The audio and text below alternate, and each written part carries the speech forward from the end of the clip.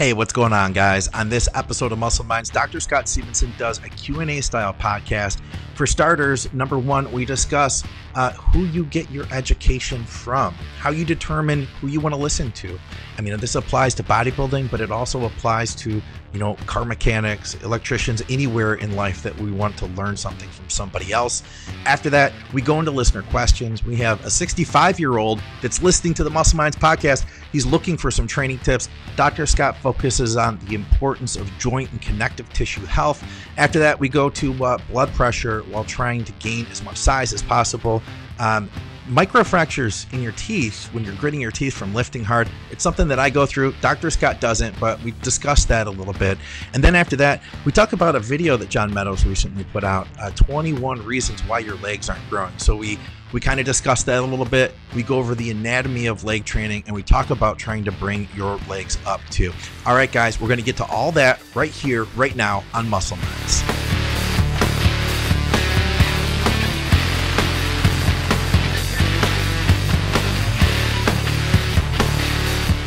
I once got a question not too long ago, last couple months on Instagram, that just a private message, a DM that said, what's your best muscle growth hypertrophy program? And I was like, well, that would probably be the one that I came up with. So it was just sort of funny, and it's like, oh yeah, that makes sense. Yeah. But this person was asking, like, what's the best bodybuilding book? And he didn't know that. Well, I would think it would probably be mine. So he doesn't even know. He's asking for an expert's advice without knowing much about the expert. Yeah. And like, that's the first thing. Like, if you want to trust an expert to, let's say it's an auto mechanic, or it's a bodybuilding coach, or it's a physicist, or name anyone who's an expert in anything, mm-hmm. and you're going to let them make the decision for you, so to speak, then you're, in my mind at least, your decision is whether or not they're worth trusting. Sure. Absolutely. No. Yeah. So you ask me what my favorite bodybuilding book is. Well, you should think, well, I'm going to say that I made the best resource I can, so it's going to be mine. Yeah. But if you don't know enough about me, then I wouldn't trust my recommendation if I were Shay. Is what I'm kind of saying, because he didn't know enough about me to know that I'd even written a book. I don't think. Oh yeah. Okay. Right. So like. Yeah. Of course I'm going to say I could be a total charlatan. Sure, which that wouldn't be the first in bodybuilding, right? I know. Like what's the best? You ask someone who's in the supplement world, like, what's the best supplements, and they're going to say, well, mine, of course. Yeah, yeah. Right? So like you could have someone who's known for their trustworthy, like John Meadows. John's known. That's one of the things people love about John so much, is they trust him. He's a family man. There's good reason to trust him. Yeah. He's got a back history that goes back of, being credible, a credible source, et cetera, et cetera, et cetera. So that, like, if someone goes to John and you're like, and they say, hey, John, like, what I want to, like, just sort of kind of go with one supplement line for my bodybuilding needs. Which one would you suggest? Mm-hmm. And it's like, well, John's going to say Granite Supplements, right? Right. You go to Dante Trudell's. It's like, hey, Dante, like, what are the best supplements out there? And he's going to say, oh yeah, shit, I think you're gonna want to go with Muscle Tech for sure. right. Like, no, he's gonna give you maybe a nuanced opinion, mm-hmm. But it's like, if you have specific products that he's developed, a product category, and he's developed a product in that category, he's probably you should know that much about him before believing in his information, I would think. Yeah. Makes sense to me. Now you can just sort of give up your ability to make the decision, just kind of throw it out there. But then that becomes totally confusing, because you don't know if you just ask everybody. I think this happens sometimes too. You probably get these too, like this sort of question that you can tell has been just copied and pasted. Sure. And then I hear it on other shows, as well. And they're asking everybody, Yeah. That used to happen back in the days of the bodybuilding boards. You probably saw this. Yeah. And I'd be on, like, I was on all of them, and I'd see the same person posting the same question everywhere. Exact same question. Well, of course, they just copy and paste it in. And you get, everyone will give you an answer. Yeah. And that's just like how to create confusion 101, right? You're going to get different answers from all sorts of people. And, I mean, maybe you can sift through those things in some way, shape, or form, but you got to know who's providing the answers for you in the first place. Yeah. Before you can trust in that answer. So I think too that there's a thing nowadays of if you do have an attachment, I mean, it'd be like, oh, well, that's his book, so it's you know what I mean? Automatically you get discredited. Like I almost like I believe in True Nutrition supplements. You know, they sponsor us, but I believed in them before they sponsored us. But once they sponsor you, I think because there is so many charlatans in bodybuilding, the second that you do have an agenda, you know, that you are tied to them, then people think like that it's a trick. That's the vibe I get, at least, because it's a conflict of interest. Yeah, that's the way I feel. People, you know, I think of that too. You know, when people promote their own things, you instantly are like, oh, there's a trick here, you know. But in reality, you know, I believe the reason that I've asked them to sponsor us is because I believe in them. You know what I mean? Right. Yeah, and I could go into all the reasons why, but yeah. But the conflict of interest, and this is, I'm not sure that people even really kind of think past, like they see that term and they're like, oh, okay, well, not quite what it means, but that means when someone asks you like what's a good supplement line to choose from, they would want you to have this completely non-biased, objective view. Yeah. And I mean, if you can actually provide good reasons for why you've given them the answer, that's even better. Yeah. But if you provide them an answer where you also have your one interest is to provide them with sort of a neutral, level-headed, scientifically based, objective, non-biased view. Yeah. That's your one interest. But the other interest is you're going to want to provide them with the answer that gets them to buy the supplements, that keeps that gets them to use your advice's discount code, which maybe gets you, because I don't know if you get this, but Dante would give kickbacks to people. No, we just get like we have just a straight deal. Okay, yeah. So, but anyway, there's a conflict of interest. So you make money if you can convince that person to pick one thing over the other. Sure, yeah. And those two conflict. You literally you cannot be an unbiased answer of that question because you have a bias. Your bias is ultimately, and it's. But the bias is also can be your answer. You know, like you have a bias no matter what, right? Right. Of course you do. Of course you do. So the way around that is like you explain the reasons for your choices. Right. And there are great reasons with Dante has been around for so long, and he tells people, you know, check my prices versus anyone else. Yeah, that's a big part for me is the pricing. Yeah. They have, you know, certificates of quality that they'll provide as well. Like, you know, they're doing all those things, and so you can check out the company and follow up on the things that are important. But even then, here's the thing: is you still have to trust the source.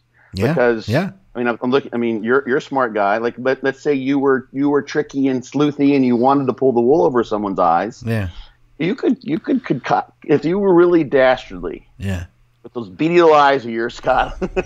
Right, exactly. You could concoct an answer to bamboozle someone. Absolutely. To get them to think, okay, this seems like a pretty good answer. So. There's always a little bit of disbelief, which I think is healthy when someone has a conflict of interest. Yeah. Always should that's a good thing to have. Like that's the, to scrutinize a little bit, to be a little bit of a skeptic. Sure. I think that's smart. I wouldn't, and listen, and when you put it that way, man, I wouldn't want somebody to just, if somebody does blindly follow, then I feel like I want to explain even more. Do you know what I mean? It's like, just don't just blindly follow this, understand it. And, you know, I'd rather have them come away and choose themselves than just be like, okay, sure. Right. But the thing that's sort of twisted about that is ultimately they are making the choice to blindly follow. True. They're just also choosing to not inform themselves to the extent they possibly could. So it's a sort of a lazy decision making process. Yeah. Because they're not taking up the onus responsibility to some degree. Is you can do as much research as you want. Yeah. You know, you can go to like an auto mechanic. I use that example all the time. You can do I check him out on Yelp and on Google and see, how many good things he has, and I go in there and I give him do the 20 questions thing. So how long have you been working on cars, and like how often do you fuck one up, and how many customers do you have, you know, and you can do that, or you can just say, you know, whatever, the guys, it's a close round, they're all the same, I don't give a shit, and you just drop it off, and who knows what happens, you know. And so anyway, like that's the conflict of interest thing is good, but you want to at least know, like this. I don't know that Shay would have even known. Obviously, he did buy the book, I think, which is awesome. Thank you, Shay. But he didn't even know that. Maybe he would have put it together when, you know, well, maybe not. Like when Scott McNally says, you know, buy Scott Stevenson's book, and he, you know, he knows I'm on the podcast. He would eventually, like, maybe he gets the book. He's like, well, motherfucker, this is the guy who does the. No wonder he said this. You know, I would have hated for that to happen. Yeah. And then he's thinking, well, shit. No wonder he's, you know, like this book could be a better doorstop than anything else. It would make a good doorstop. It's pretty thick. I know, right? It's a great doorstop. Yeah, keep things from floating away in the breeze or what have you. So I'm just gonna do the show like this. What's up, guys? So just subliminal message just kind of comes across like, well, have you bought this one yet? Anyway, let me go on with my thought. So that was my thought for Shay when he asked that. He's asking about books, and the thing people ask me is like, what are the best books? You know, best nutrition books. He asked about nutrition maybe, and the thing that's tough. And people ask me about, you know, how to get sort of educated in this area is when you're reading a book like mine to some degree, although all the references are there, and that's another reason why I have those is so you can go and find why it is that I say something. Yeah.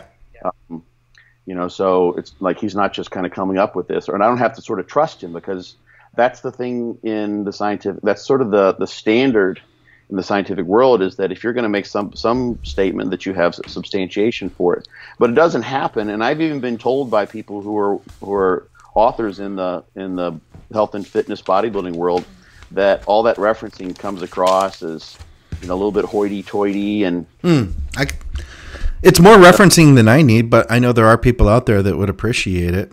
Yeah, I know, and there most definitely are. Yeah. But you trust me, you believe me, you know, you follow.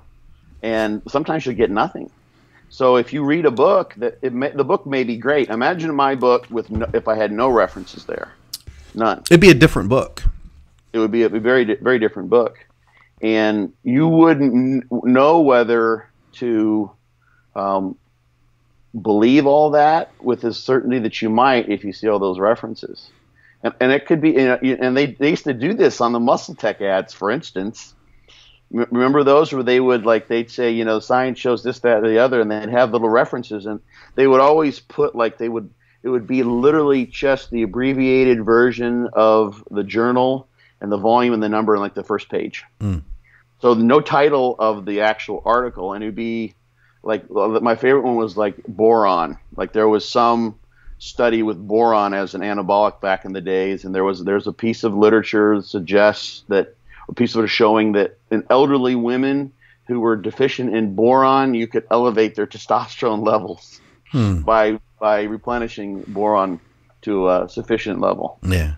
It's like, okay, that doesn't really apply for a bodybuilder like a 21-year-old male who's trying to like get an elevation of testosterone from boron. And they put like animal studies and they'd reference those things, and it's all total bullshit, irrelevant. You look at the references, they're all irrelevant. Yeah, but it looks scientific when I see that. I see a reference and I'm like, oh, well, then it's backed up by a fact.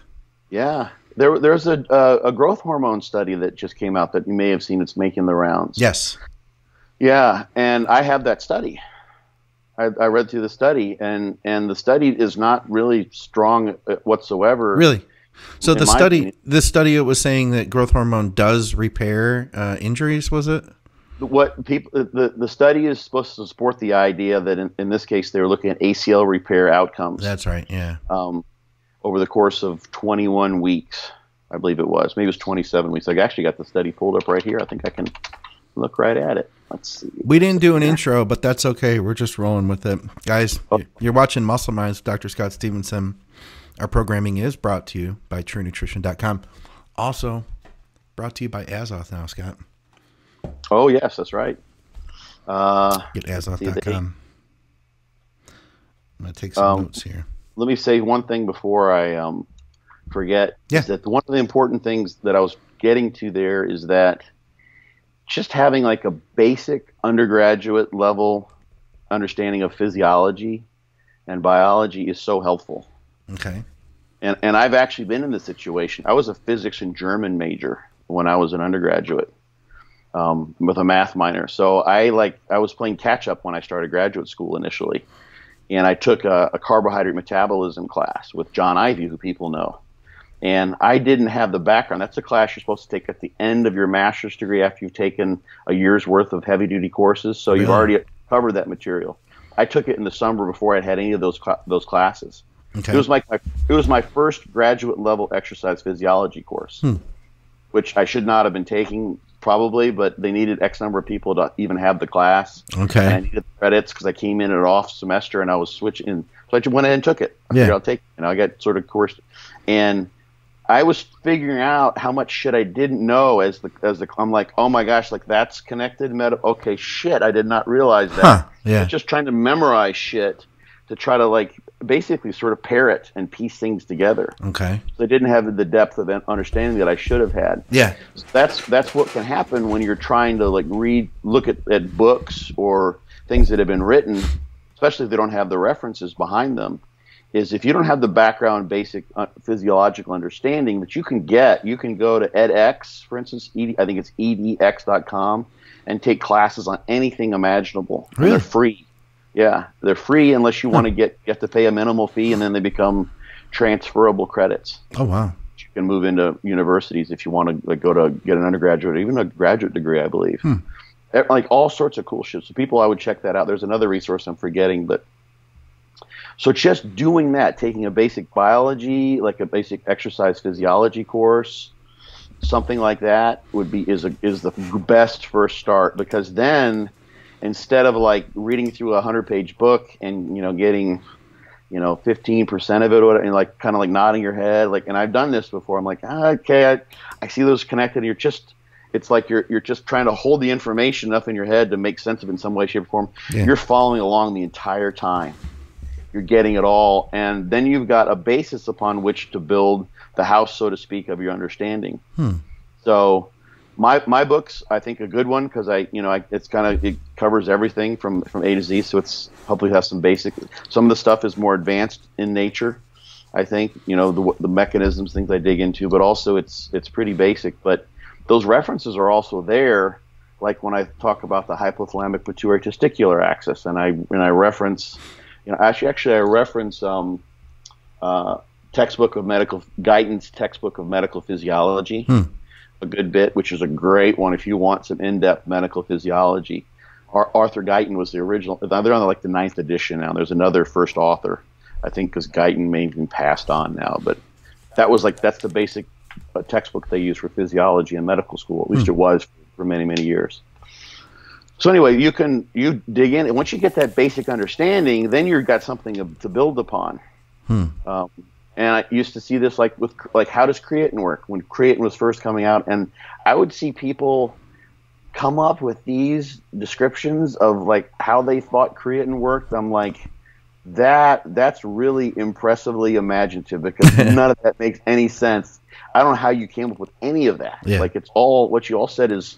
From my understanding of physiology, and creatine was what I studied for my master's degree, what I did my master's thesis and my PhD dissertation on. I knew creatine pretty well at one point in time.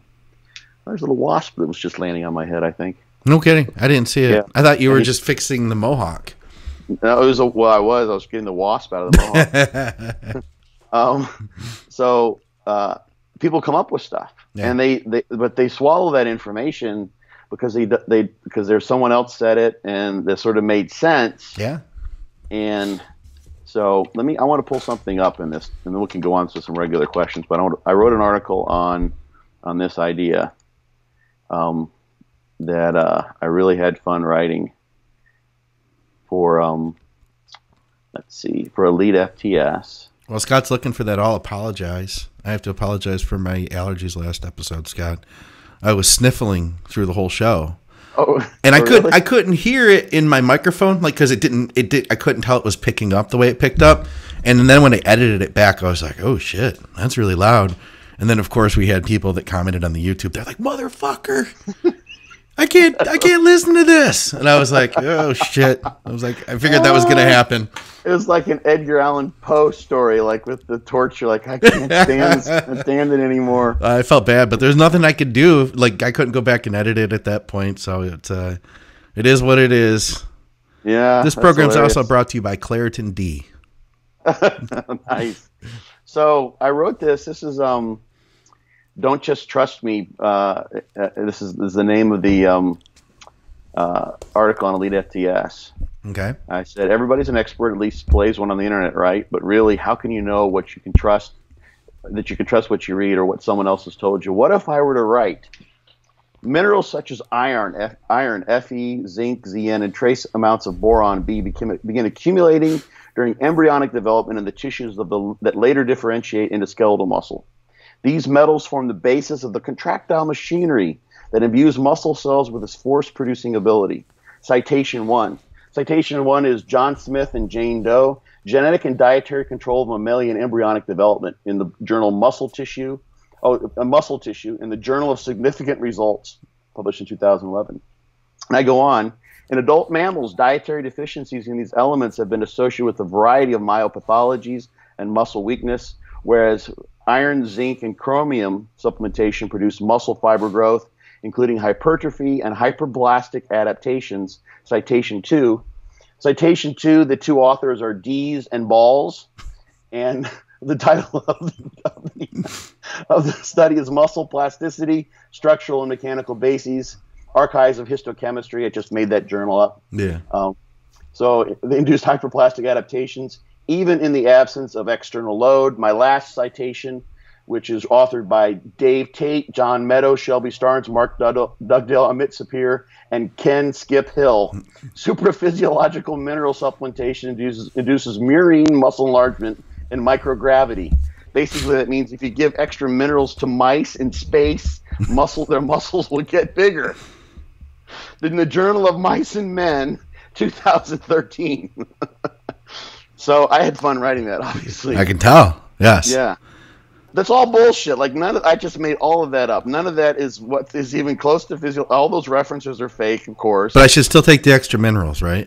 Like, most definitely, especially if you're a mouse on the space shuttle. If you want to stay buff, then bring your multi-mineral with you. Yeah. So if you don't read those references, well then, like, you don't know, like, are they bullshit? Do you follow up on them? Do they actually have anything to do? And I find this actual in the journals too. Because I'm like, oh, that looks like that must be like I hadn't seen that before. Like, what did they use to substantiate that? And I'll look it up. I'm like, no, that study doesn't in any way, shape, or form substantiate what they just said. It's like, why the hell did they do that? And the editors didn't catch it. No one caught it. Dang. So you, like, it's not a bad idea. That's just spot check. Yeah. Go find something that somebody wrote if you're going to trust them, or something that they did, or just Google around a little bit, and at least do a spot check and say, okay, yeah, everything I'm getting so far backs up that this dude or this person's opinion is probably worth listening to. Yeah. And I'll follow up on it. A bold and battle-ready focus formula that takes no prisoners and shows no mercy. I was wondering where you wanted to start it at. I know there's a few of them that are a little bit on the vague side, and then some of them get more specific. Was there anybody's question that jumped out to you that would be a good place to start here, Scott? I think you put that question up first, and Bob Brown asked for just some generic training advice. Okay, yeah. So, Bob, I don't know how long you've been training. I don't know what your goals are. I'm guessing at 65 you're not trying to pack on the mass. But my thoughts here, I can just say in general, avoid the stuff that causes pain during your workouts and or after your workouts. That's you're fair. going for longevity, right? If he's just started, then he can probably make some gains for quite a while. He probably should train in a higher rep range if he's training really hard. So don't, sets of 4 and 6 are probably not going to make sense. What's higher than like 8, 12? Oh yeah, above 10. Okay. Yeah, I would say above 10. Maybe even 12 to 20 if he wants to. Okay. You can still train hard. Yeah. There's a study with 90 on the average 90-year-olds by Maria Fiataroni, one of my favorite studies. And they train them progressively, just knee extensions in this case, 90-year-olds. Okay. But they were using I think a 10 rep max load, which for them was like very little weight. Mm-hmm. Oh yeah. Still, it was the 10 rep max load for them. Yeah. So it was all relative to what their strength levels were. So people like, oh, that's heavy. It's like, no, it wasn't very much weight. They're 90 years old and they hadn't trained, really at all ever beforehand. Yeah. And by the time they got done with that, they increased their strength by like over 100%. No kidding. Like double their strength. Yeah. Wow. And like a number of them, all of them, I think, eliminated the use of assistive devices. Holy cow. Like walkers or canes and that kind of stuff. Dude, that would be a huge game changer. Totally. Yeah, they're walking around. They don't need the cane anymore, and their habitual walking speed was faster, and that's really big. Yeah. That tells you a lot. You see someone who's just an older person who's sort of crunched over, especially if they're walker or cane, that's an obvious giveaway. But if they're walking really slowly, mm-hmm. it tells you they're not doing all that well. But if they're skipping along, you see an older person, like someone who's in like their 80s, and they've got a fast gait, you're like, whoa, all right, she or he's got it going on. Yeah. So that's been done. So you can still train relative to your capabilities when you're 65. Yeah. You just have to keep it smart. Don't I have no idea about any of his health, other potential health issues. Don't do any Valsalvas. Don't hold your breath. So keep your reps high. You don't want to have a heart attack. You don't want your blood pressure to go sky high. Yeah. Something like that. Huh. So that's kind of could possibly be an issue. You don't want to do anything that might create cause for a clot. Other than that, just train smart. If you're going to have to probably, there's so many things you can do. If his joints are an issue, Cosamin DS, the one they sell at Costco, seems to work pretty well. Or GLC 2000, they make a glucosamine supplement that I found works pretty well. You can start using that. Hydrolyzed collagen is something you can add. True Nutrition has that as an additive. We were just talking about this on BNR the other day. And what do you think about connective tissue? What about bone broth? Maybe are you a believer in that? Yeah, you'll get the same thing in that as well. Okay, you can add that in for sure. There's the go ahead. I was going to say you get protein with that too. I listened to an episode of Mind Pump where they were talking about actually working that in with your nutrition plan, and I've used it with some people that had gut issues. Making almost like a soup. You can add your meat to it, and then you get extra protein with it, and get those benefits. Really good too. You got to salt it. It doesn't taste like the soup like it looks. Right. You know what I mean? You think it's going to be this delicious soup, and then you have to add some salt though, or some flavor. I'm looking for a list of things for bone stuff that I came up for somebody, so I can find it. Because there's things like that I mentioned, like Alflutop, which you can get. As far as I know, that's legal. Which you can actually used to be able to buy that even on Amazon or eBay. I remember we talked about that once before. That's an extract from some type of shellfish or something, right? Yeah. Yep. Huh. Bioactive fish extract is what they call it, I believe, something like that. Yeah, pretty crazy. Let me see if I can find this here. There's also people forget about Cystis quadrangularis. That's something you can get on. I think you can get it on Nutrition. It seems to have it blocks the cortisol receptor to some degree. Okay. You don't use too much of it. Collagen type 2. What's that? The big one. So what's the brand? There's the. It's in You can get it from Jarrow. You can get it. One of John's supplements has it in it. I think it's Joint Fuel. What's John's supplement called? Oh, I've used Joint Fuel before. Yeah, I think it's in Joint Fuel. So it's an interesting thing. So the collagen type 2, you only need like UC2, Undernatured Collagen type 2. UC2 is the trademark name for this, and it's only like 40 milligrams a day.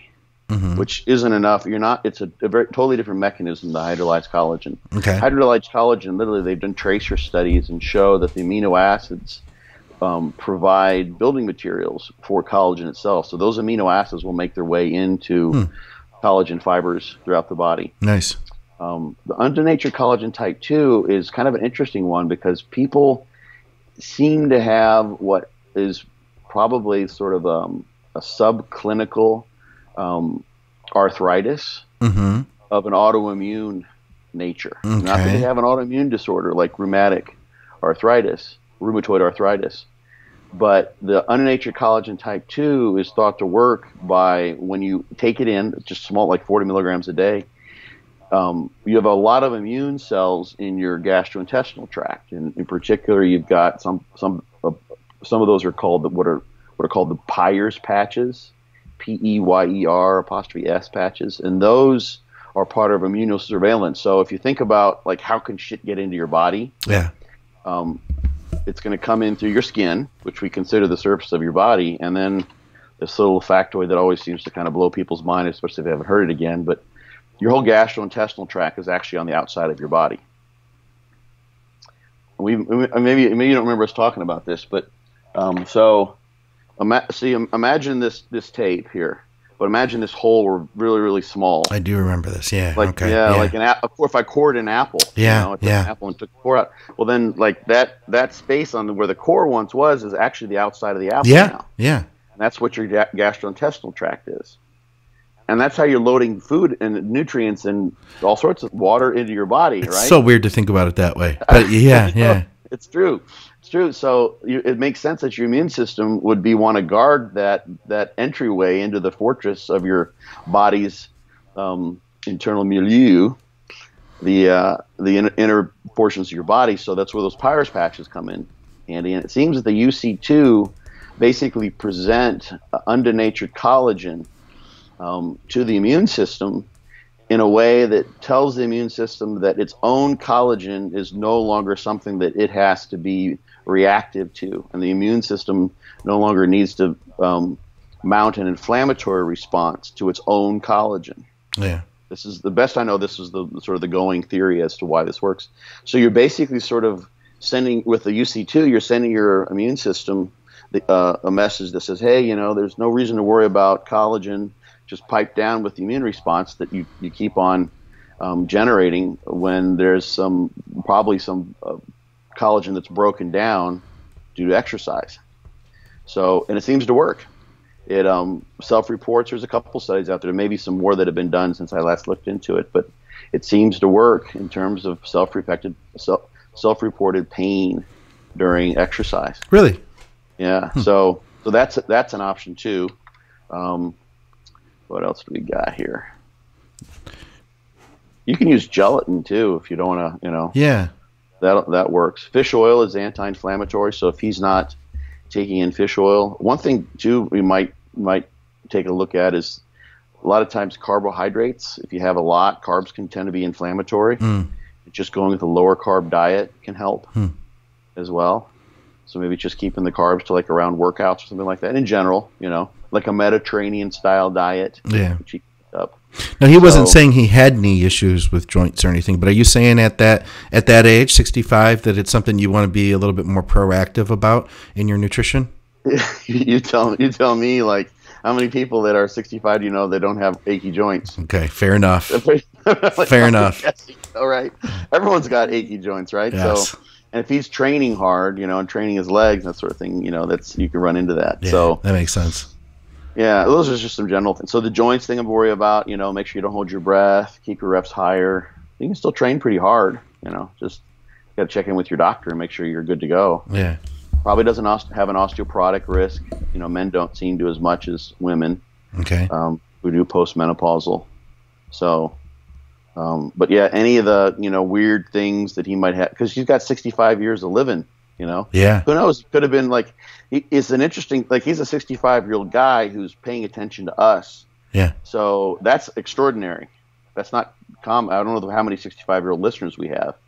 So who knows? He might have been in like the military, could have been a paratrooper or a ranger or a SEAL, and he may be all beat to shit. He may have done like tours in Nam and Afghanistan and Iraq. Who knows what? Or if I might keep cutting out. If he lives in the Detroit area like I do, then he may have spent 40 years working on a production line, which could be just as nasty.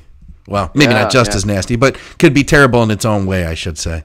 Yeah, repetitive use injuries that, basically just ground his joints down or who knows what. So you have to know more, but those are some, things for kind of older folks. Okay. So let's see here. What else do we got? The next one was from Ken. He says, best ways to keep blood pressure in check while both growing in size and adding weight to the bar in key lifts beyond the obvious of normal cardio work. Please answer in view of both the assisted and unassisted. So if you need to, you go to your doctor and, he can prescribe a medication for that, whatever would make the most sense. Like that's, blood pressure is not a good thing to have elevated. Water retention, so that you basically can think of this as you've got an issue if you've got too much fluid in the pipes, so to speak. Okay. And the blood pressure, people may not even know this, but blood pressure literally is, when you use a blood pressure cuff, you're measuring the pressure that it takes to basically disallow the artery from blood passing through it. So you've got a systolic blood pressure and diastolic blood pressure. Systolic is the higher number, diastolic is the lower number. So that's what happens when you release the pressure. When someone's measuring blood pressure, is they're listening for the beginning of blood coming through. That's the systolic, and then when you no longer have any noises, that's when your diastolic basically is. So nothing is impeding the flow of blood pressure through there. But if you've got, all other things being equal, more fluid in the system because you're holding water, because you've been bulking up, or maybe you've got estrogen out of control, or you're eating too much sodium, which not everyone is sodium sensitive, but many people are. Especially, a small amount of sodium sensitivity in combination with someone who's pushing the food and maybe has, is even intentionally trying to take advantage of any potential anabolic effect of estrogen. Yeah. You can end up having all sorts of water retention. So, those are the main things, is do whatever you need to do to keep your water retention under control, and go see your doctor if you need to. But again, some people will do just fine. Like I tend to be hypotensive. Yeah. Yeah. I mean, my blood pressure is, I've measured it before at 70/50. Wow. When I was 230 or 240, heavier than I am now. Really? Wow. I found mine would go up. Mine would go up like the more size that I've gained. Oh, it will. It will. But mine tends to be low. I don't have a blood pressure issue. That's awesome. Some people have crazy blood pressure issues. Yeah. And being a bigger, here's the thing too that isn't always taken into account, but you'd expect that the blood pressure in the arteries of an elephant is going to be higher than the blood pressure in the arteries of a mouse. That makes sense. Yeah. So blood pressure does grade to some degree with size. Okay. So bigger people are going to have higher blood pressure. So you take a guy who's 6'4", and who's got normal blood pressure regulation, so to speak, for him, and he's just a bigger dude. Compare him to a 4'11", class A bikini competitor who's 92 pounds. Mm-hmm. She's going to have lower blood pressure than he is. That makes sense. So that's just something to know. But here's the thing: they're both humans, and there's going to be some genetic differences. Obviously, there are, because one's a man, one's a woman, and one's much bigger and one's much smaller. But they still have the same humanoid endothelium on the inside of their inside of their arteries and veins. Yeah, and that's the issue with blood pressure. in large part, is that when you've got all that pressure and you've got turbulence, you've got the potential for, and if you've got an inflammatory system just in general, you've got the chance for an atherosclerotic injury or an endothelial injury to occur, and people can look up, it's a very complex mechanism, they can look up the mechanism for atherosclerotic plaque development. And so you've got all that pressure, and you think about a hose, for instance, that you've just been running on full throttle. Yeah. And, hoses are obviously, don't typically blow out like somewhere along the length of the hose. But imagine one that is of sort of a rubbery material so that it does show wear and tear given how much pressure you have in it. That's kind of what happens with our arteries. If you have one that you're just sort of, the water's just kind of piddling out, and you're just, you're watering small flowers and that kind of thing. That's different than a hose you're cranking because you're trying to water your whole lawn with it by hand. Yeah. That hose with all the higher pressure in it is what I'm basically representing to be the human arterial system. You're going to have more wear and tear, more turbulent flow. If you looked at the inside of that hose, if there are things that were passing through there, that could be knocking up on the inner layer of that hose, the endothelium inside the vessels in this case, you can have more injury there. And when you have a little injury, you have a little tear, so to speak, a micro tear. That's when you start to get the inflammatory process, and that's when you end up having plaque that lays down in combination with an inflammatory response. To kind of really atherosclerotic plaque is an interesting thing because it's sort of it obviously doesn't have survival value. It's sort of like system is trying to trying to repair an injury, and it can never really be done perfectly because you get these clots that form, which you don't want, and then you get a stroke or a heart attack or pulmonary embolism. None of which are good. So the bigger person still does have to worry about having higher blood pressure. It's just worth knowing that if you're 2 or 3 times the size of someone else, you're going to have higher blood pressure just because you're bigger. Yeah. It doesn't scale 1-to-1 like that, but there's something to say for that. So those are my best thoughts. Someone mentioned Cartitone as a supplement. It does seem to work. Okay. You can look into the data on astragalus. This is one thing Dante's talked about. I mentioned it in my book. The other issue with high blood pressure, a big one, can be that this then is the pressure in the glomeruli, which are the small filters in your kidneys. And it's arterial pressure there, which when run amok in your kidneys probably is involved with deterioration of the renal filtration. And that's why you would see someone with estimated glomerular filtration rate, GFR, that's off, suggestive of kidney damage. I think there's a question somewhere in here on that. But, Danny G mentioned Cartitone. It does seem to work for lots of people. Okay. So those are my thoughts on blood pressure. It's hard to know. Like I said, there's no specific numbers or anything here. In general, there are some. This may not be as much of a worry as people, or as much a concern as people thought before. It's not good to have either number higher, but if you tend to see that your systolic is elevated and your diastolic is not, that's probably better than both being elevated. Okay. And it's probably better.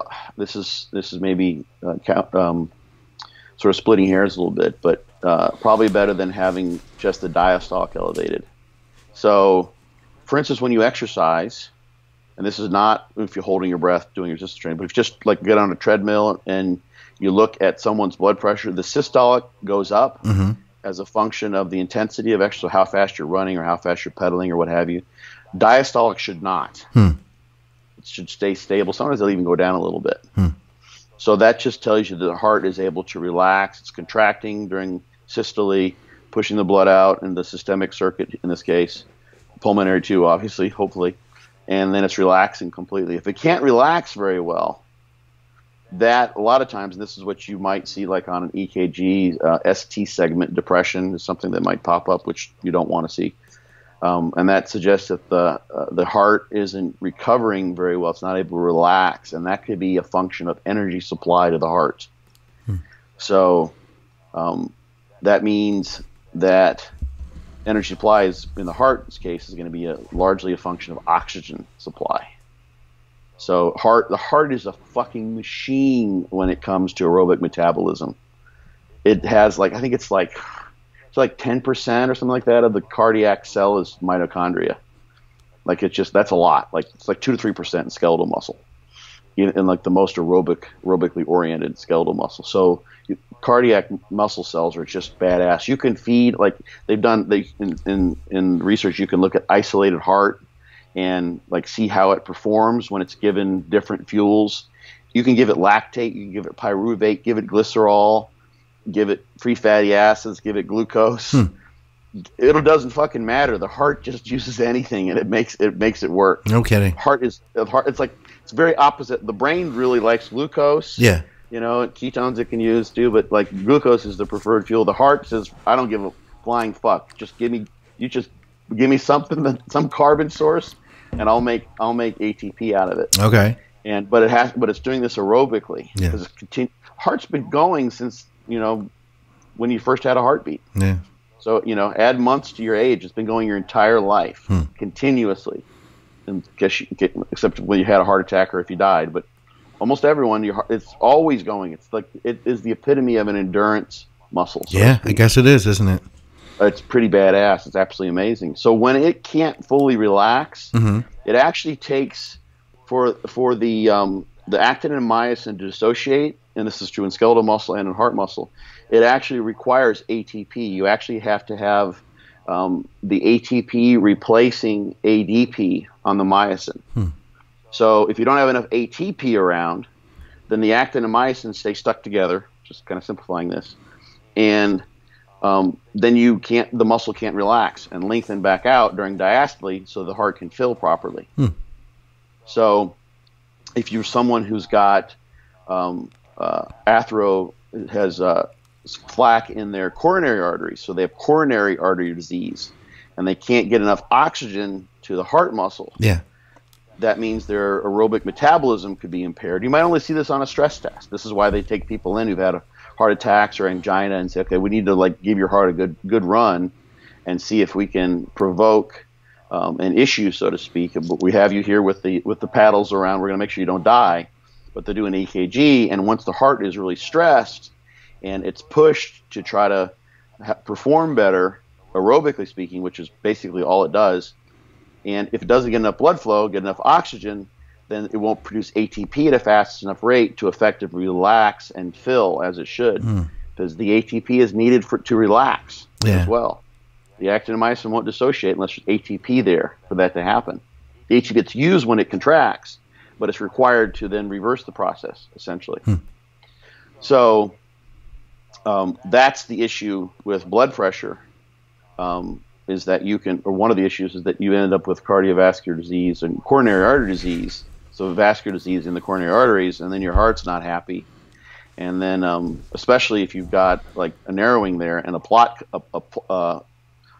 comes in, then you have a heart attack. Yeah. Yeah, and then you're done for. So anyway, that's the little bit of background physiology on blood pressure, cardiovascular disease, and of course the lipids are the other side of the coin. You want those to be in shape too, but shitty lipids with high blood pressure is not a good combo. So, all right. Have a more question or comment? I see you looking. No, I'm just looking at what we had next. Watching? Yeah, we've got a bunch of questions. I want to jump down because I had a question I wanted to personally. Oh yeah, the one you had. Yeah. Yeah. You ever deal with like stress fractures in your teeth? Because no. That's something I found that I've gotten, and I cracked a filling actually, and it wasn't like a definitive moment where I was gritting down too hard, but they said it was probably from training. I've heard of other people doing this. I mean, I've seen young kids in the gym nowadays that have like all the gear. They have their special gym training duffel bag, and then they spend 20 minutes sitting on a bench, like getting out wraps and sleeves and different changing their shoes, and they got mouth guards. Yeah. But, you know, I never see any of the big pros doing all that stuff and using mouth guards. But I was wondering how common it was that this was to happen, to get like a stretch fracture in your teeth. Because, man, we're doing everything we can. You know, we've talked about those Widowmakers and those really intense, the gun to your headsets. Mm-hmm. You're going to grit your teeth sometimes, I think. I don't know that I tend to grit my teeth when I'm training. Yeah? I think I open my mouth, if anything. I thought I did too. Doesn't Shelby open his mouth too? Do I remember him? I've seen him do that. Yeah, I think I do. Yeah, I do that as well. But apparently, I also grit my teeth. Interesting. Yeah. I mean, Hidetada uses the. Does he? He's used some sort of a mouthpiece for a while. Okay. And I looked into this, and I'm trying to think. I think what it was, some people seem to benefit from that, and others don't. So you could try it out. Like, I don't know, I don't know if there's any advantage. So some of those were like really pricey, Yeah.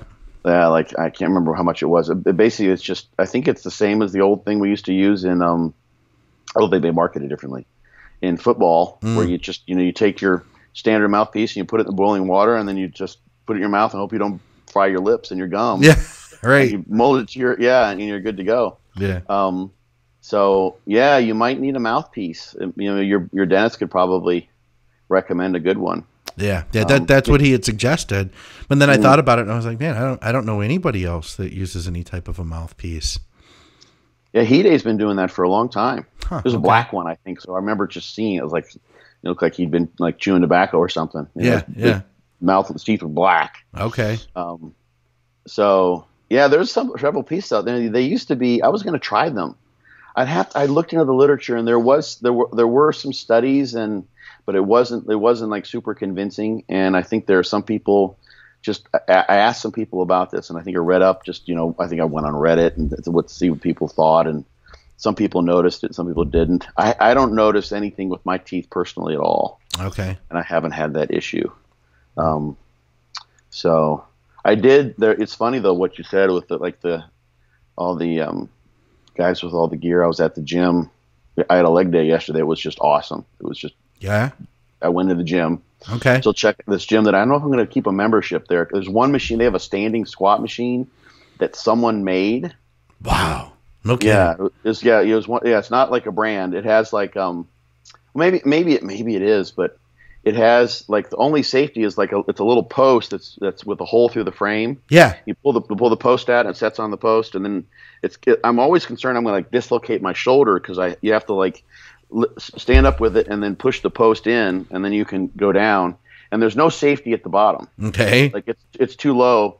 But what I do is I take a barbell. There's a rack right next to it, and I just make sure that no one's using it. No, it's very empty gym most of the time. I just take a barbell and I can put that on the frame under the moving part so that it literally it would rest on that barbell. Okay.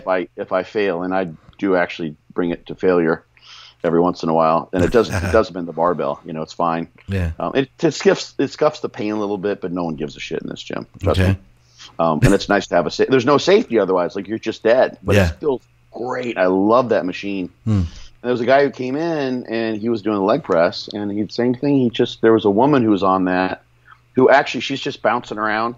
And I know it's because she was I had used the machine, and then she was using it, and I said, I wanted to ask her if I could work in, and she didn't speak any English at all. So she was on that leg press with like 3 plates on a side, and I was going to let him know, but she didn't care, and she was moving around. And he was over there the whole time, and I never saw him lift. I just saw him getting ready and stuff. I was thinking to tell him, he was wrapping up, and he never went above because there's limited plates. He never went above 3 plates on a side. He was there for who knows how long. He was rolling out a foam roller, and the whole thing was there for half an hour. Yeah, I don't know about that. I've seen that though. Yeah. That's exactly. It might be the same guy because I think I saw that guy in Michigan. No, there's lots of them. There's lots of guys to do that. Yeah. There's an LA. This is an off topic. There's an LA Fitness that I've only been to. Actually, I can't go back to it. I have an LA Fitness membership, but this is like the Super Club or something like that. I can't remember what they call it. They have a premier platinum club or something. Okay. And my membership doesn't cover me there. I was able to get in there once, and I tried to go back a second time. We'll let you in this time, but your membership really doesn't work for this club. Oh my gosh, that's a very exclusive LA Fitness. It's huge, gigantic. Yeah. They actually have a parking garage that's part of the complex. Oh my God. They don't build those around here. They don't have any gyms like that. Yeah. And it's a little far. I was just checking. This is when I first got to town, checking out gyms. And I went in there, and it was the day, I guess they have a bunch of squat racks, rubberized floors and rubberized plates. So it was like a crew of CrossFit people came in. Mm-hmm. And I've never seen this before in my life, is they fucking invaded the gym. There's like 35 of them. Wow. And they were waiting to start, and they just like sat down everywhere and with all their gigantic bags, and they had like their Oli shoes, and then their shoes for this exercise. Like there's shoes everywhere. Like I've never seen so many shoes. And the bags are just gigantic. The bags are as big as the people. They're like hockey bags, right? They're giant. Yeah, exactly. Yeah. They got the hockey stick in there, and the tennis racket, and the golf clubs. They're ready for it. They got pole vault. Yeah. So anyway, yeah, and I never it was like I couldn't you couldn't even how am I need to go over there, and I'm gonna have to step over these people. It was like I was at like an outdoor auditorium or some shit. Wow. Like it was at Woodstock. People are camping. But there's so many of them. They just came in and they just took over the gym, and it was like it's like we have so much. It's like we now have the Democratic majority, and we can just do whatever we want, and everyone else just have to. And it's like guys, get the fuck out of the way. Yeah, that's weird. So much stuff, so much junk. They had everywhere. I've never seen that before. Thankfully. Yeah, I hadn't either before or since, but it was a case of too much gear. Let me see here, Scott. Do we have anything that's like really hardcore bodybuilding related? Because I'd like to. We're going about an hour here already. I'd love to get something really hardcore bodybuilding related in here. Maybe we get someone to ask one right now. Let's see. That's a big ask. Mm-hmm. I saw John Meadows posted he does those 21 reasons why your legs aren't growing type videos. Oh, I watched part of that the other day. Yeah, I just watched that too. I really liked that video a lot, the leg video, and he talked about one thing. Every time I see a video that one of his things, especially, I think one of the things I like it so much, Scott, is because I have at least one idea of something I'm going to do differently. I didn't watch the whole video yet, but one thing I'm going to do. Or maybe not even differently, but one thing I'm going to make sure I focus on is he was talking about going very deep with a squat type movement. Right. I really like that feeling of, and I can do that with the barbell. I can especially do it with a hack squat or a Smith machine, being able to just bury it all the way to the floor. And he said, you want to come up carefully, but you can, it might feel a little weird at first, but he thought that you get just an overall better leg development if you use that kind of range of motion. What do you think about that? Yeah, that's just kind of that's an empirical in the trenches thing. He might have even said this. Mm-hmm. You do sort of know that you can look at MRI and muscle activation. When people do people have had ACL repair, for instance, or just knee surgery in general, the VMO, the vastus medialis obliquus, which is what that stands for, tends to atrophy more so than the other quad muscles. So really? That's a finding that's been around for quite a while. Okay. So one of the things they'll have people do, and this is also good in that you don't have to bend the joint in order to do this kind of rehab, is you have people do quad sets where they just do isometric contractions with the knee at full extension and maybe even lift your leg. So you just sitting on a chair, whatever, you lift your leg up just a little bit. And so the vastus medialis seems to be preferentially activated near full knee extension. Okay. Whereas you're going to get at least more balance activation across the quad. Oh. So the lateralis is going to be something that's going to be more activated if you're down deep, at least relative to near full knee extension.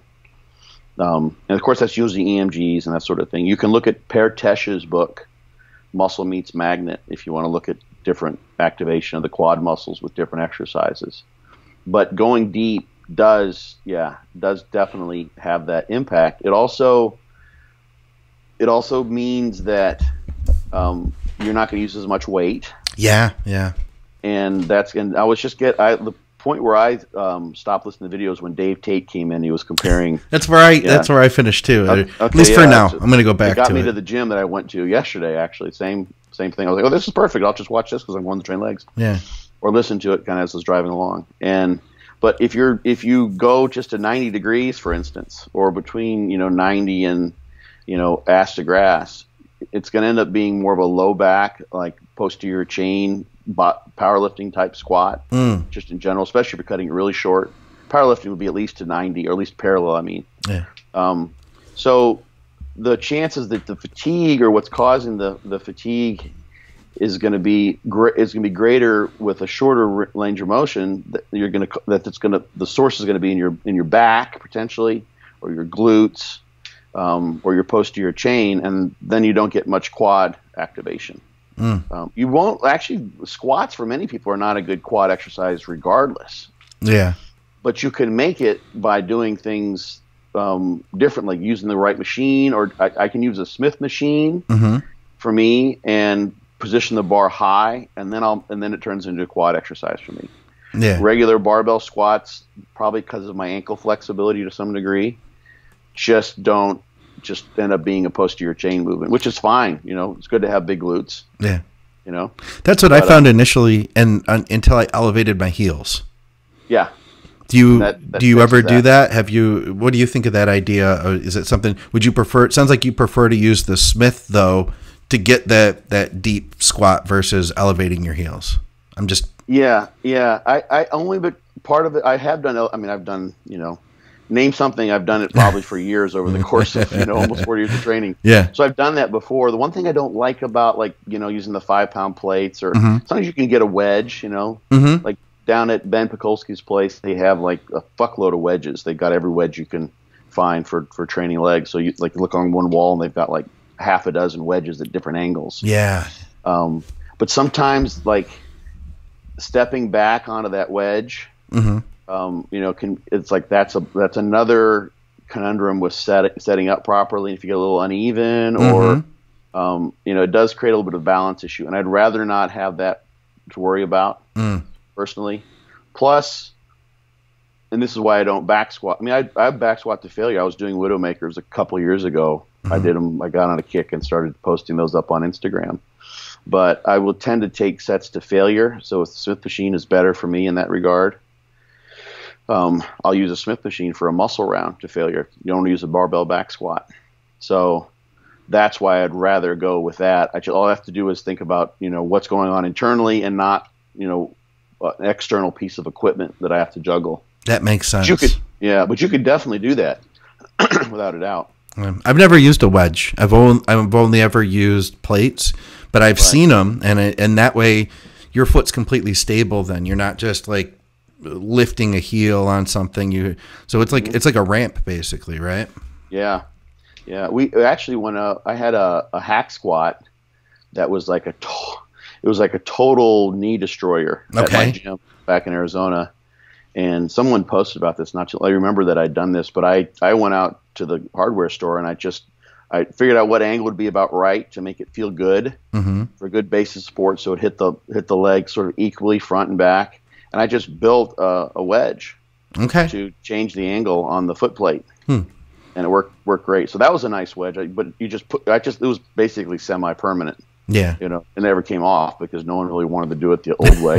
Yeah. It was much better that way. Yeah. So, but yeah, there's definitely something to say for the full. Here's the interesting thing that I wanted to bring up, because I heard John say that, and the question that comes across so often with young guys is, and there's sense to this, but because I just saw Jordan answer this question about, I think it was about legs actually. Okay. But I've seen him answer the same way, and I've seen Dante give the same answer that Jordan has given. And first and foremost, obviously don't pick an exercise and don't persist with it if it's wrecking your back, or you don't feel it at all in your quads or what have you. So, I mean, I squatted like consistently for like 10 years, and I was doing 585 for sets of 10 on squat, and I still was just getting a huge ass. It wasn't getting my quads the way I wanted. So, but that was a decade of solid squatting consistently for years. Yeah. And I'm like, okay, I think I gave it a good go. I think, I learned what I need to know there, and I can still use squats for certain things. But Jordan and Dante's answer a lot of times with that, besides the obvious of picking the right exercises and having some variety, is don't worry so much about, okay, do I need to do this exercise with my feet at, 5 degrees angled out and, varying everything up to try to hit every muscle of the quad, with its own specific little strategy. Yeah. How about just become a friggin' monster in the gym with a good variety of exercises that work for you? Yeah. And put your focus on form matching function and get your legs as big as you possibly can. Yeah. First of all, it's like, okay, now I got fucking big ass legs because I'm squatting 500 for 10 or whatever. Mm-hmm. And then I can work. Okay, my VMO is a little underdeveloped. Then you maybe switch things around. Yeah, I've heard him say that. I've heard you say that before too, and I've heard a lot of people, like Shelby said that to me once about back. I was like, Shelby, should I try to work on this area of my back? And he's like, no, just grow it all. You need more back. Period. Right. Yeah. Just grow it all. That's, just grow everything. So I think that's a great video. There's lots of so much. Saw the same, but so much gold in that video, right? Yeah. Yeah. He said too, one thing that I think is very true. He was like, sometimes you see guys with good quads, but no hamstrings. He was like, but it's rare that you see a guy with good hamstrings and no quads. Right. I thought about it. I was like, yeah, he's right about that. And he said that That's me, actually. Is it? To some degree. You're better with hamstrings than with quads. Yeah. Yeah. I feel like your quads are pretty decent though. I never thought of you as having like bad quads. But you do have great hams. You do have that. That's for sure. It was because when I was with John, wasn't this long ago? Whenever we trained last, and he's like, what do you think best in your legs, your hams or your quads? And I was like, probably my hands. He's like, yeah, I think so too. So I'm not like that one That's guy. Rare. Yeah, it's probably because I've also torn. I've got the biopsy pieces that are fucked up on both laterali. Okay. And then the medialis is starting to roll up a little bit on both sides, a little bit. Okay. So that's some of it, but anyway, yeah, that's a big thing is people don't train hams. They just throw some hams in afterwards. Yeah, he was like, we never think that you're gonna do okay with just 3 sets of bicep curls, but you'll do 3 sets of hamstring curls and call it good. I was like, yeah, that's so true. But you could do 3 sets if you do 3 sets of hard ass hamstring curls that are really all out. Yeah. That's kind of what he said, I think, in the video too, was like do some warm ups, some tough sets, and then take 1 set of hamstring curls beyond what you thought you would ever possibly could do. Yeah. Yeah. Yeah. He said like 1 or 2 of those. And that's I found that works good, man. But what would you say is a good range? If somebody were to just ask us right now, hey, rep range on hamstrings, because John was saying like, okay, maybe you can grow a good chest in like that six rep range, back maybe 8 to 10. He thought legs overall could use more. And I think I've seen that myself. What would you say would be like a good range on average for a hamstring curl? All of them. I mean, yeah, you don't need to do doubles and triples, obviously. Okay. And yeah, legs do tend to do better with higher reps. Yeah. That's just sort of a general thing that it makes sense. But, get different exercises lend themselves to different rep ranges to some degree too, I think. So like, for instance, stiff-legged deadlifts. Okay. My hamstrings, I brought them up a long time ago. There was a woman, what was Pat's last name? This woman, she had won the North Americans in mixed couples bodybuilding. Oh wow! So it's been a little while. Yeah. And she was awesome. I think she moved to Mexico. She was a trainer at the used to be Gold's Gym back in Tucson for years. Yeah. And I was a trainer there, I think, for a little while she was competitive bodybuilder. This is when I was, I'd only been competing for like 5-6 years. She'd been at it for a long while, and she told me after I competed once, she's like, you could use more hamstrings. Mm-hmm. And it's like, and I just took that to heart, and I started doing a lot of stiff-legged deadlifts. Yeah. And I got to where I was doing sets of 10 with 405 stiff-legged, all the way down to the floor with good form. Yeah. And so stiff-leggeds, sets of 20, you're probably going to end up your low back has become the weak link. You don't want to do that with those. But you can do like what John has people do on hamstrings, and do partials, or even do forced negatives. You've seen him do those with people, I think, where you like literally you're the training partner. He's got these in some of his programs, and you start off. You do a forced negative. He'll push you down during the negative, and you come up with the concept, he'll push you down until basically you're not able to do anything. You can barely just do the regular reps. Yeah, and then he'll have people. Most hamstring, the hardest part, most people will fail on a hamstring because the loading curve is when your heels are closest to your butt. Okay. That's just the way the cams or the lack of a cam is set up. But you can go down to where you're just lifting the weight up off, just clearing the stack or just moving it off the resting spot. Right. You can do 20 or 30 partials like that at the end of a set. Yeah, you really can. And those are brutal too. Absolutely. So you can do that on. That's not something I would suggest people try to do on a stiff-legged deadlift, for instance. You end up rolling your back, for instance. Yeah. So different intensification techniques, if you're going to use those, or different exercises, lend themselves to different exercises, different rep ranges. So you can do higher reps on a hamstring curl, without a doubt. Not that you want to do singles or doubles on a stiff-legged deadlift, but you can go heavier there, I think, and still benefit from it. Okay. That makes sense. It kind of depends on the exercise you're using. Yeah. So that's why I've got the fortitude training. That's why I've got the pump sets and the muscle rounds and the loading sets.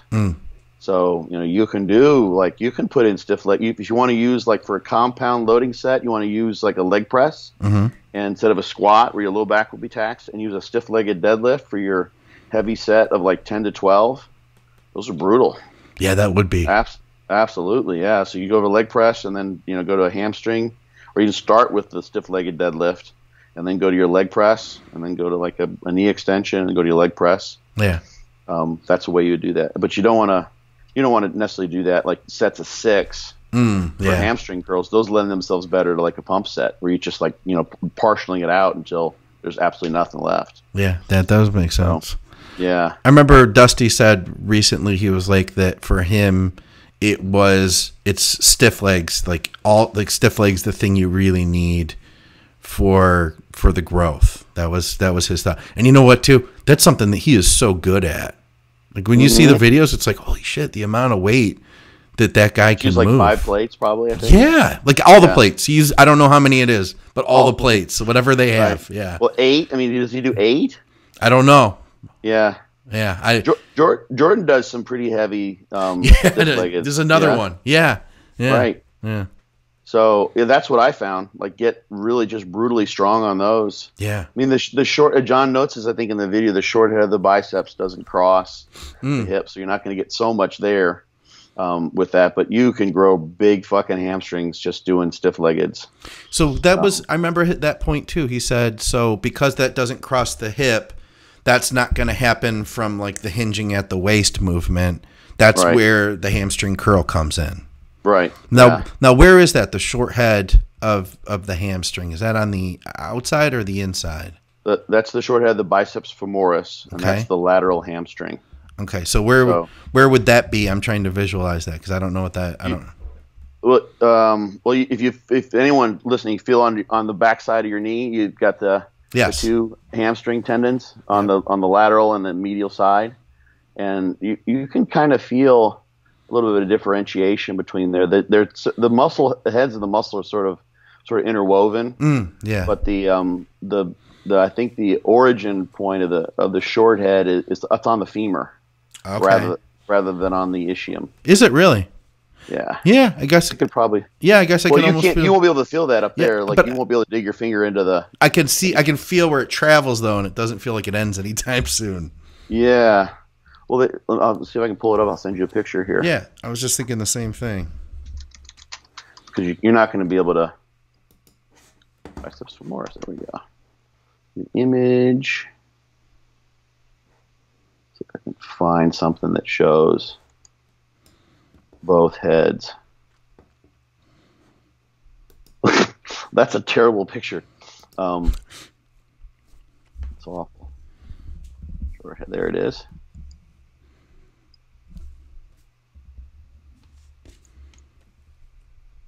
I'll just text this to you. All right. If I can. Image. So yeah, you can see the long head goes to the sits bone. Where?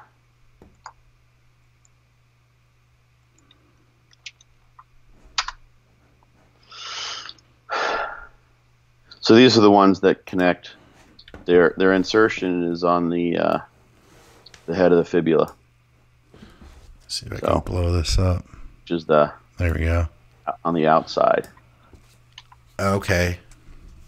Yeah. Okay, so I see what John's saying then. Why?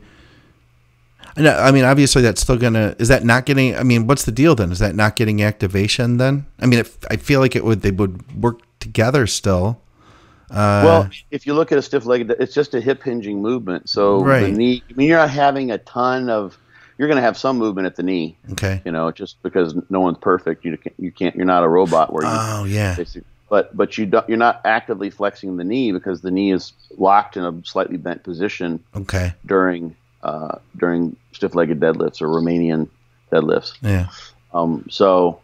Or good mornings or whatever. Right. So when you have knee flexion is during the knee curls, seated ham curls or prone ham curls. I see. Or Russian knee curls or whatever kind of knee curl you're doing. So that's when the short head is going to be actively lengthening and shortening. I see. But the short head, I'd have to dig and find the literature. Someone would have.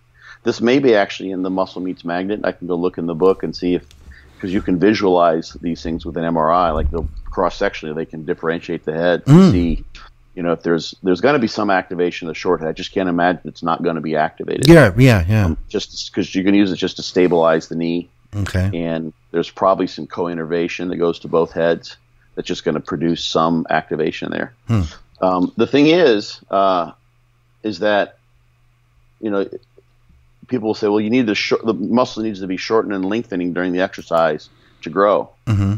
Like that means to be like, that's what you're doing. Like, and during normal reps, I think the biceps, shortening, lengthening, concentric, eccentric. Mm-hmm. But if you ask, I mean, what would you say is the best way to grow big traps? I mean, exercise wise? Yeah. Just shrugging? Just shrugs. Yeah. But you ever seen a guy who doesn't do any shrugs, but he deadlifts a fuck ton of weight and he squats?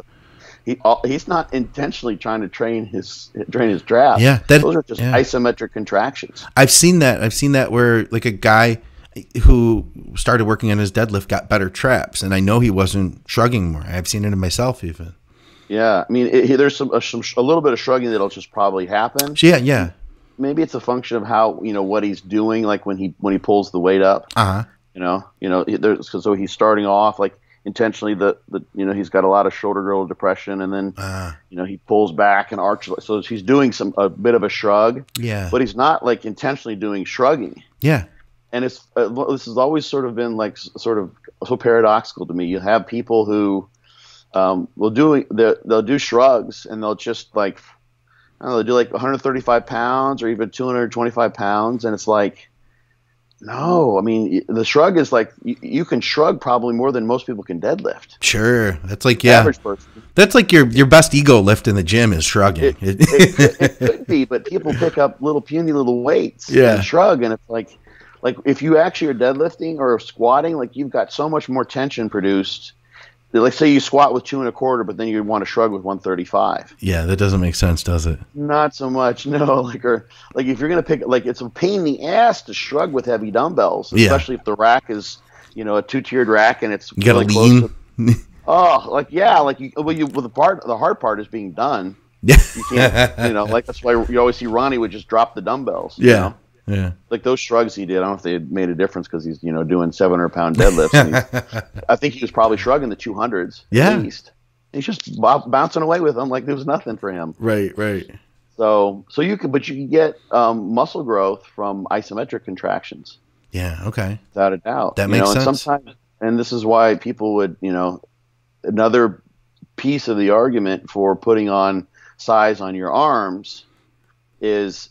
okay, you can sort of get growth wherever you train for the first year or two, maybe. You're going to see like, you can bring up a weak chest relative to your arms if you just train chest and not your arms or whatever it might be. But eventually you're going to just have to get big and strong and you're going to grow everywhere. And you're going to get a hell of a lot of stimulation just from doing deadlifts on your arms. Your biceps are going to, and that's why people aren't pulling traps, which grow a lot from deadlifts. Or they might get low back injuries. But it's funny, like if you think about like what typically gets torn during a deadlift. It would be more like the bicep, right? It's the bicep. Yeah. Right? So you're getting a shitload of biceps tension. Yeah, I guess you are. I never thought about it that way. Yeah. So it's like you want big arms, eat to grow, and get big and strong at the big lifts. And I mean, just that piece of information that like, I don't know if this has been documented, but I would be surprised at all. Yeah. That the number one torn muscle from a deadlift is the biceps brachii. Some of that's from the over-under grip. That's part of it, but still, it tells you you're using a lot of biceps in that lift. You're going to get some good arm growth. Yeah. I can't imagine like someone going from like 185 to like 240, and they their deadlift goes from 315 or 365 to like 600 plus. Without some arms. And they stay with little 17-inch arms. Right. Right. Or 16-inch or whatever they were when they were 185. Yeah.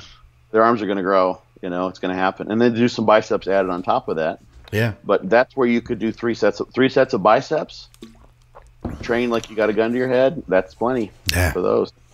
So anyway, John, that's the thing about John's mesh. The one thing I was thinking, and maybe he says this later on, the notion of progressive overload, but you can have sometimes people that their legs would get really big and like they don't have great shape to them. Yeah. And there might be something that could be a body fat issue or various other things, but they still look impressive. And some of that's probably just the genetics.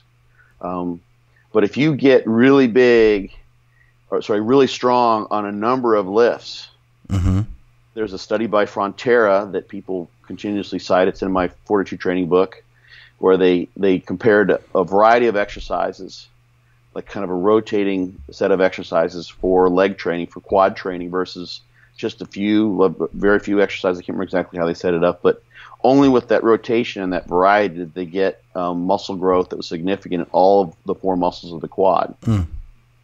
So variety is important. Exactly what John was saying. You want to do hamstring curls and stiff-legged deadlifts or something like that. Just for the sake of, anatomically for the short head. But you get big and strong on all of those, and you have some semblance of rotation, you're going to get growth everywhere. Yeah. You don't need to like literally just like have some knee extensions in there, have some deep squats in there, have some leg presses in there. As long as you're feeling those, don't overthink it. Just don't have a gaping hole, and get brutally strong on all of them, and your legs are going to be absolutely badass. Yeah. If you're a badass lifter, So if you just squatted and nothing else, then you'd probably be missing out. Like you'd probably have some deficiencies, so to speak, in your overall quad development or leg development. That's the way my legs started for sure, and it took filling in those gaps. So turnip legs. You don't want turnip legs. I never heard that term before. I had before, but it's an old school thing. Yeah, I never heard that term, but it makes total sense. Turnip legs. Yeah. There's so much. And I'm a newbie relative to some of the people that have really been around for a while, but there's so much information and nuances that get lost and then rehashed. So much stuff that bodybuilders knew long ago, and like John's now explaining things. It's funny, like I'm thinking like John talks about when he first saw Tom Platz. Talking and being scientific about things, and I would imagine that John's ability to explain things from a scientific perspective has so superseded what Tom Platz was saying back then, for sure. I don't know about Tom Platz now, but like he would have been in awe of himself if he had been a kid listening to the current version of absolutely of him about things. Yeah, that's just pretty cool to think about. Yeah, he's really evolved, and I think he's always been a good communicator. But I feel like he has really stepped it up, probably because he has more energy. Like at one point he knew that stuff because he was applying it to himself to be the best bodybuilder he could be. Now his energy isn't necessarily going into that to be competitive on stage. So he has, he has more time. Yeah. Oh, yeah. You can see like that competitive drive has been transferred over now to business. Yeah. Yeah. It's pretty cool.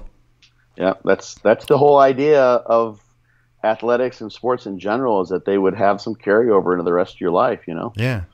You could take whatever personal attributes are developed in that context, and then they should roll over into your personal relationships or your business. I see that a lot. I see that a lot in bodybuilding. I mean, I know, and I've talked about it before, I know that it's definitely, being able to be good at bodybuilding showed me that I was capable of doing a lot of things I didn't realize I was able to do. Mm-hmm. That's cool, man. Yeah. All right, yes, sir. Let's get out of here, man. We have some questions left. We'll cover those. We'll pick them back up on the next one. Guys, if you have any questions, if you're watching this on the YouTube, feel free to drop something in the comments below. Yes. One thing I wanted to say, when it comes to questions, ask the one you really want the answer to, which is probably as it pertains specifically to you. Okay. So, like, if you say, like, what are your thoughts on there's a stretching one. Yeah. It was very generic. Like, that's a great academic question, on all sorts of stretching. And we could take an hour and talk about stretching. But if you have a specific question that pertains to you, that's a much better thing to ask, I think. Because then you get the answer that you want, as opposed to me just rambling about, myotatic reflexes or something like that. Yeah. So please do that, because that helps me answer the questions that help people with what they really want the help with. Yeah. It sounds cool to ask this generic, please, Dr. Stevenson, give me your thoughts on blah, blah, blah. It's like, okay, well, the term originates in the Latin. No. We don't want that. We want the specific question that you want to ask. Yeah. And they can help more people that way, I think. Yeah, yeah. And, I think that when you ask those things that apply to somebody specifically, it might not apply to me exactly, but I learn from it still. And I learn from it in like an applicable way, like like a real world way then. And that's where I start understanding stuff better, personally. Yeah. And the caveat to that is, don't put in so much information that we have like this wall of text to read through. That's true too. Yeah. So not too much. There's a happy ground where you give a summary of what your personal context is and then ask the question. So, all right. Yeah, that for next time. Guys, for another episode of Muscle Minds with Dr. Scott Stevenson, check out his book. It's at byobbcoach.com, or you can go to the Amazon link in our description. Of course, we're brought to you by True Nutrition and our new sponsor, AZOTH. Great nootropic blend. Guys, we'll see you soon. Thanks, Scott. Adios. Yep.